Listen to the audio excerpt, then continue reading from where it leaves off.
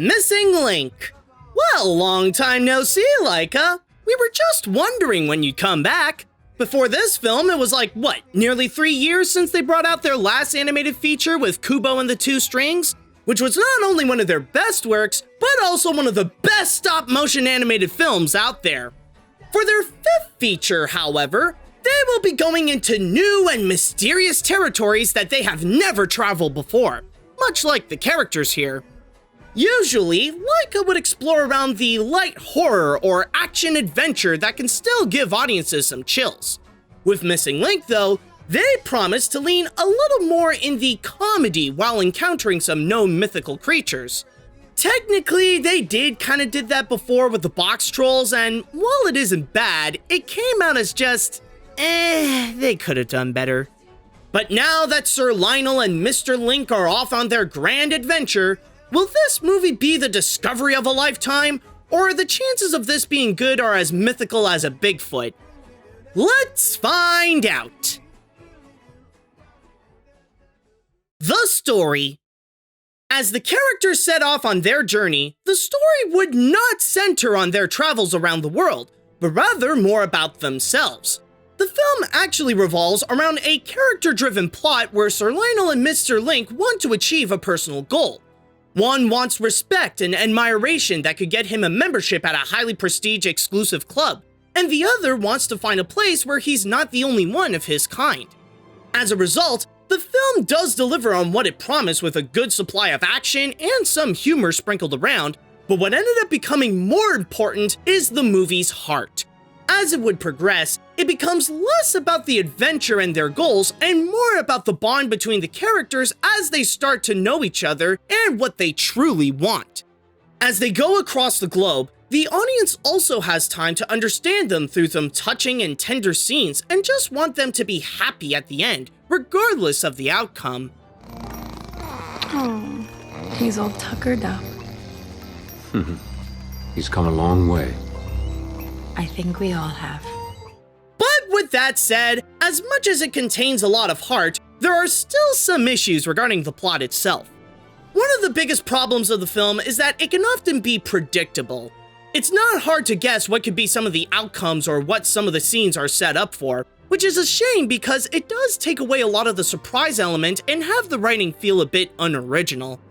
Then again, the film doesn't have a lot of room to make sure the story is polished, as it would also have to juggle with the central characters, the action-packed moments, and the humor.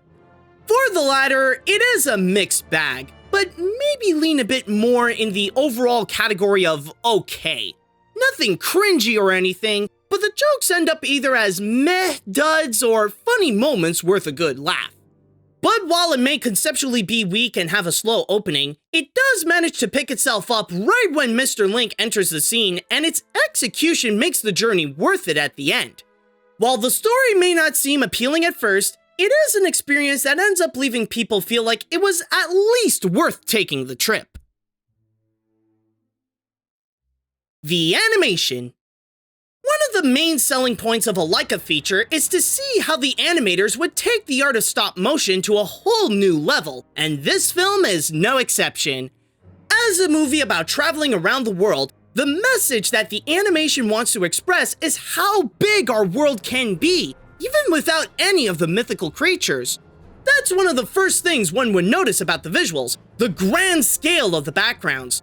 How everything is set in a large environment to emphasize how big this journey is for the characters, to show how far they cross in order to get to their destination, each offering a simple yet pungent theme that emphasizes a small amount of colors to capture the mood, like the heated and dirty Wild West, the dangers of a boat in a storm, and the icy peak of the Himalayas.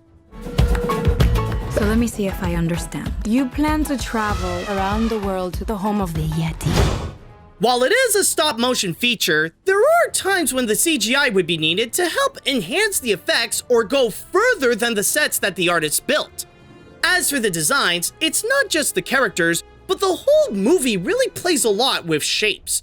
Whatever is more tough and strong-looking is depicted in a more angular style with lots of sharp corners, while the elements that are more round are shown as more soft and easier to approach.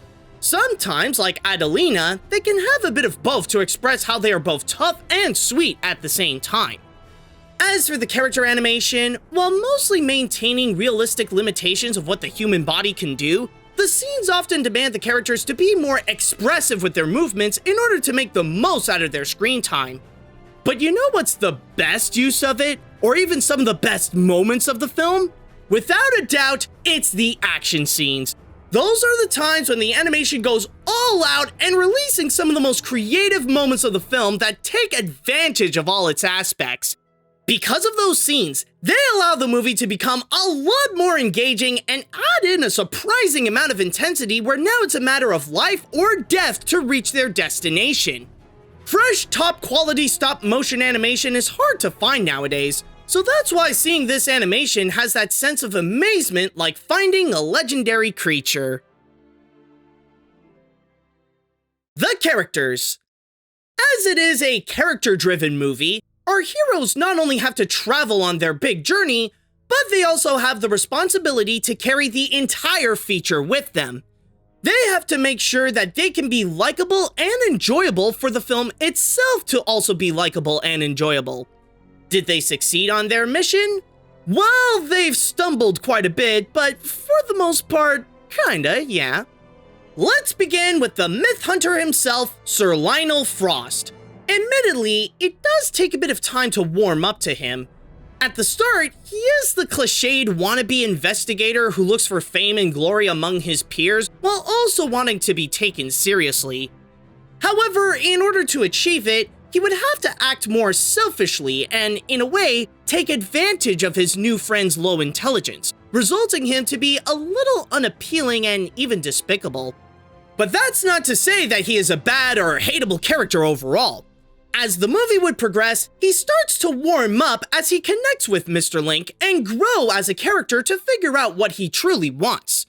But because of his dickish attitude, that's what makes Adelina one of the more likable characters of the film. As she had a previous relationship with Lionel, she doesn't hold back to call him out and to make him do the right thing, especially if it's for the sake of Mr. Link. However, as the leads are good or eventually get good, I can't really say the same about the villains. In fact, the weakest of the bunch would have to be Lord Piggott Dunsby, the head of the club that Sir Lionel really wants to be in that's very close-minded and is against progressive thinking or change in the status quo. He ends up being one of those backseat masterminds that sends his minions to do the dirty work to stop the main characters, and mostly see him get upset when things don't go his way.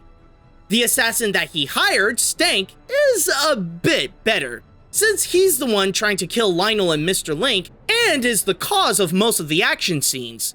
But then you have the missing link himself, the Sasquatch that teamed up with Sir Lionel, Mr. Link. Not only is he the missing link between man and ape, but he is also the link of what makes this movie work. He's not portrayed as an animal, but rather a sympathetic individual that wants company in a place where his kind belongs there. Oh, yes. I'll prove the existence of not just one, but an entire evolutionary branch of missing links. Imagine the headlines then. Oh, wow, you really mean that? You're gonna take me? Of course. While he may have this running gag that's more miss than hit of taking everything literally, he does have this innocent charm that plays a big part in the movie's heart, and while he may act more out of naivete, his feelings towards Sir Lionel are genuine, where he looks up to him as the guy that will help solve his problems. On a side note, what helps strengthen the characters is the performance of the voice actors, each delivering a unique and memorable personality that really gives the character an identity. From the feistiness of Zoe Saldana, the determination of Hugh Jackman, to the timid and childlike nature of Zach Galifianakis. While they're not the most well-written characters, they are still capable enough to have this movie be an enjoyable and touching experience.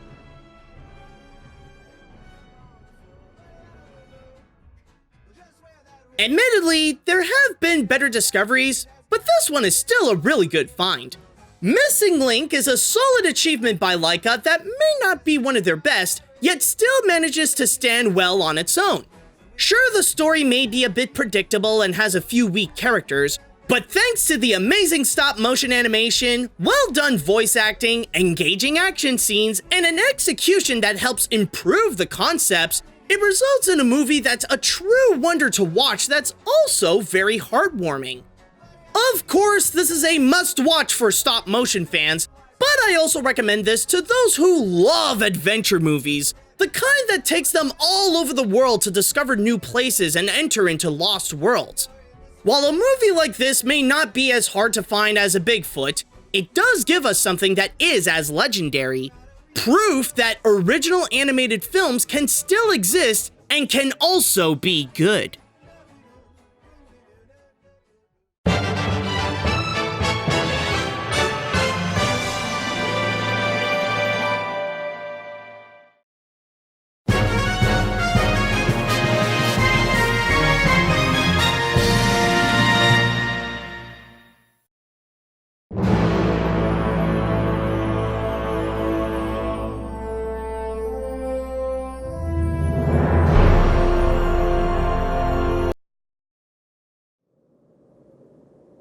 Oh, so you want the poop now?